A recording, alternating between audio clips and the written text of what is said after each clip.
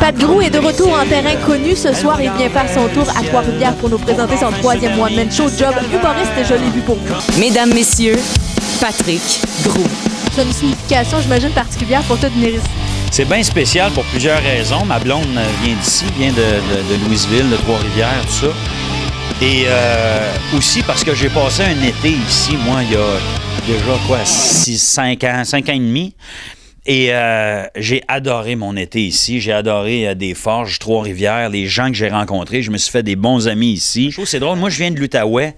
Puis le sentiment que j'ai avant un show en Outaouais, parce que je sais que j'ai des amis là, de la famille aussi, je suis toujours un peu plus stressé, un peu plus nerveux. On a peur de décevoir. Je me sens un peu de la même façon à Trois-Rivières, mais normalement, ça donne des bons shows. C'est toujours spécial pour moi de venir ici.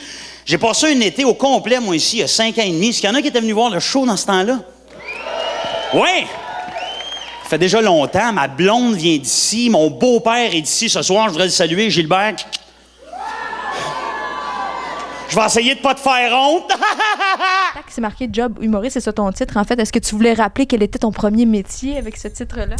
Ben oui, il y a une partie de ça qui est pour ça. Je voulais que ce soit clair avec la 3e tournée que c'était juste de l'humour et que j'avais séparé l'humour et la musique parce que maintenant, le groupe vole de ses propres ailes. On fait des shows ensemble un peu partout au Québec. Ce soir, le titre de mon show, c'est Job humoriste.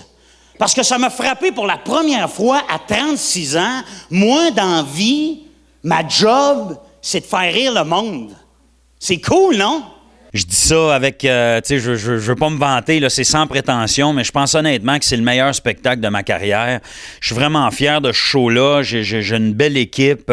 Pour monter le spectacle aussi, j'ai travaillé avec 2 auteurs extraordinaires, Pierre Fiola et François Havard. J'ai un numéro un petit peu plus personnel dans le show. Pas personnel, là, genre je parle de ma vie privée, mais par rapport à ma carrière, puis tout ça, puis à ma façon de voir ce métier-là. Tu sais, la différence entre être un artiste puis une vedette. Je décortique ça. Je parle du bonheur dans mon spectacle. Je parle de la technologie, de l'environnement. J'ai un numéro sur les hôtels. Moi, j'ai commencé à faire de la tournée quand j'avais 19 ans. Ça fait 17 ans, moi, que je couche dans un motel, hôtel. Fait qu'on en a vu des beaux et des moins beaux. C'est rien, ça. Moi, j'ai un ami qui aimait vraiment pas l'école, OK? Il pensait même décrocher.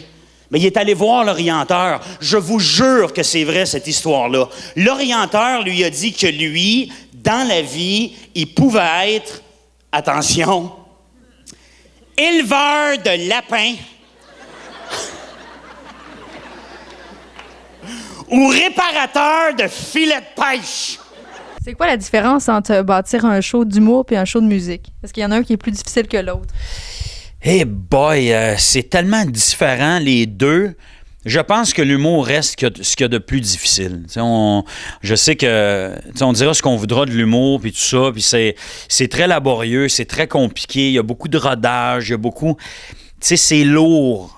Monter un show d'humour. Après, ça va bien. Une fois que tu l'as appris puis tu sais où tu t'en vas, là c'est plus facile. Mais, tu sais, j'ai toujours donné l'exemple. Moi, j'ai eu la chance de faire de la télé, de la radio, de l'humour, de la musique, tout ça. Puis l'humour reste, pour moi, je trouve l'affaire la plus difficile parce qu'on est très vulnérable. On est seul sur scène. Donc, quand on teste des numéros, on essaie des nouveaux gags. Quand les gens rient pas, il y a un méchant malaise. Tu es seul sur une scène devant je sais pas combien de centaines de personnes.